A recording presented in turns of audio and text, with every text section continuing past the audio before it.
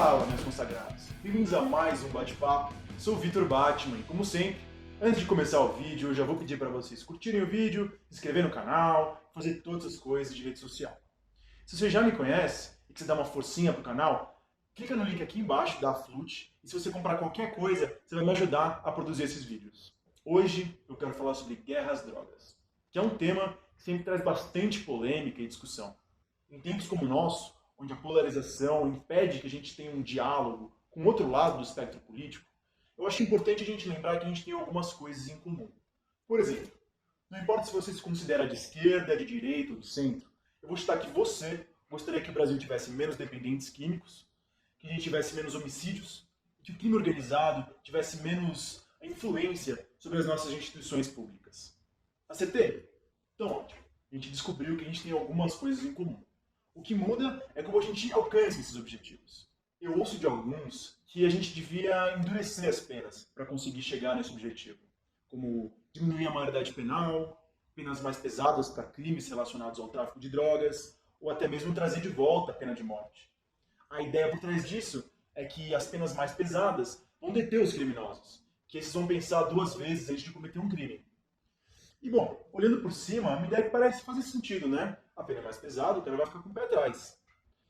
Mas essas medidas, elas funcionam mesmo? Existe um consenso entre os cientistas e os pesquisadores da área de que a pena de morte não reduz a criminalidade. Eu vou deixar na descrição aqui do vídeo um link para um desses estudos. Nos Estados Unidos, por exemplo, a maior parte dos estados que tem pena de morte tem uma taxa de homicídio maior do que a média nacional. E sobre a redução da maioridade penal, a própria Unicef alertou sobre as consequências negativas de se reduzir a maioridade. Todo mundo sabe que os presídios no Brasil são controlados pelo crime organizado.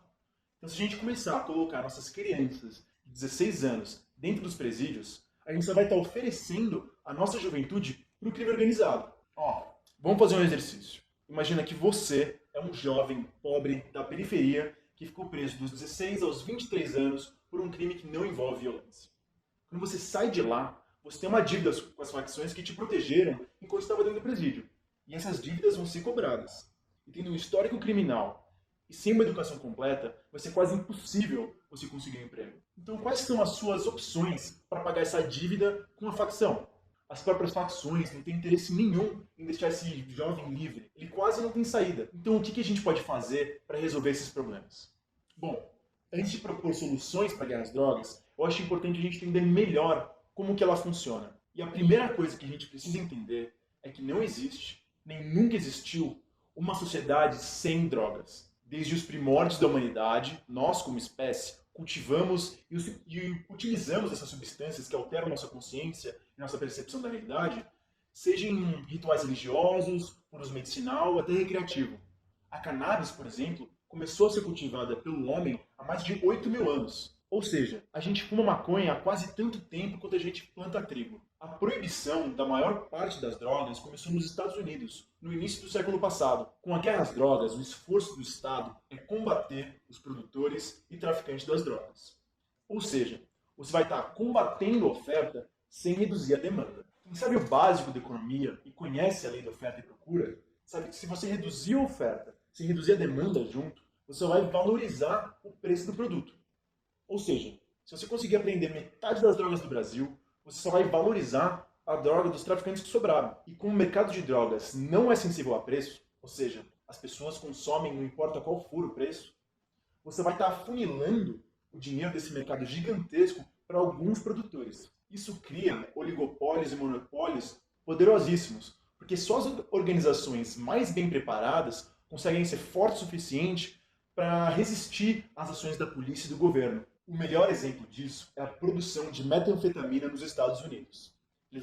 Eles tentaram acabar com a produção de metanfetamina, tornando ilegal a posse e venda dos produtos que eram utilizados para a produção da droga. Isso acabou com os antigos produtores, que foram rapidamente substituídos por pequenos produtores em pequena escala que usavam produtos químicos que não tinham sido regulados. Esse pessoal se espalhou pelos Estados Unidos inteiro, em pequenas cidades e áreas rurais. E como resposta, o governo proibiu também esses outros produtos químicos, que realmente reduziu essas pequenas produções. Mas a demanda continuou a mesma. Então a produção foi rapidamente dominada pelos cartéis mexicanos, que já tinham experiência no tráfico de drogas e criaram uma produção em larga escala, uma metanfetamina mais forte e com capacidade de distribuição. Além disso, eles usam métodos extremamente violentos para controlar o mercado. Então, no final das contas, o governo aumentou a potência da droga, criou um crime organizado mais profissional e sofisticado, não diminuiu a quantidade de drogas na rua, e hoje em dia, as mortes por overdose nos Estados Unidos ultrapassaram a quantidade de mortes por acidentes de trânsito e de cigarros. Para vocês terem uma ideia, com um orçamento de 30 bilhões de dólares anuais, a agência responsável por deter o tráfico de droga nos Estados Unidos, a DEA, só consegue impedir 1% das drogas de entrar no país. O maior exemplo de que a guerra às drogas falhou são os nossos próprios presídios. Pense, depois de décadas de guerra às drogas, trilhões sendo gastos, a gente não consegue manter as drogas nem fora dos presídios, que são murados e a gente paga para ficar vigiando eles o tempo inteiro. Como você espera que a gente elimine as drogas do país inteiro se a gente não consegue tirar elas nem de dentro do complexo de Bangu? O meu ponto é que não tem como a gente combater a oferta, mas a gente tem como reduzir a demanda. E para entender isso, é preciso entender melhor como funciona, como que é a natureza do abuso de drogas. Nos anos 50 e 60, uma série de estudos que ficaram famosos foram feitos, onde eles pegaram ratos, colocaram dentro de uma gaiola com 2 bebedouros. Em um tinha água pura, em outro era água com cocaína ou heroína. E sempre o experimento tinha o mesmo resultado. O ratinho vivia lá, ele começava a tomar água com drogas e tomava até ter uma overdose e morria. Moral da história, se você usa drogas, elas vão te viciar e você vai se matar de tanto usar. Certo? Bom, na década de 70, um pesquisador canadense começou a questionar esse experimento. Ele começou a pensar, os ratos eles não vivem assim dentro de jaulas, eles vivem em sociedade, tem um grupo, etc. Então ele recriou esse experimento. Mas ao invés de ter um rato em uma jaula, ele criou o Parque dos Ratos. Ele buscou replicar uma vida saudável para eles. Então nesse experimento tinham vários ratos, comida, coisa para eles fazerem, outros parceiros para eles transarem, uma vida saudável para o ratinho. E o que aconteceu? Quase nenhum rato tomava água com drogas e nenhum rato teve overdose. Ou seja, o contexto em que o ser vive é tão importante quanto a droga que ele consome. Mas você pode estar pensando, o experimento foi feito com ratos, o resultado não seria necessariamente o mesmo para seres humanos, porque afinal de contas são espécies diferentes, né? E faz sentido. Mas a gente recriou esse experimento com seres humanos, um experimento que ficou conhecido como a Guerra do Vietnã. Durante a guerra, os soldados americanos usavam morfina como analgésico quando eles sofriam ferimentos. E para quem não sabe, morfina é um analgésico opioide, que ele é feito com a mesma planta que a heroína, o ópio. Basicamente, é uma heroína mais forte e mais pura que você consegue encontrar com qualquer traficante. É conhecido que o uso das drogas não foi só usado por questões médicas durante a guerra. O abuso de substâncias era comum entre os soldados. E quando a guerra estava acabando, o governo pensou, fudeu. A gente não vai ter como lidar com dezenas de milhares de dependentes químicos quando eles voltarem. E quando a guerra acabou e os soldados voltaram para os Estados Unidos, não aconteceu nada, não teve uma grande crise. Na verdade, menos de 5% dos soldados que tinham usado substâncias enquanto eles estavam fora desenvolveram algum tipo de dependência química.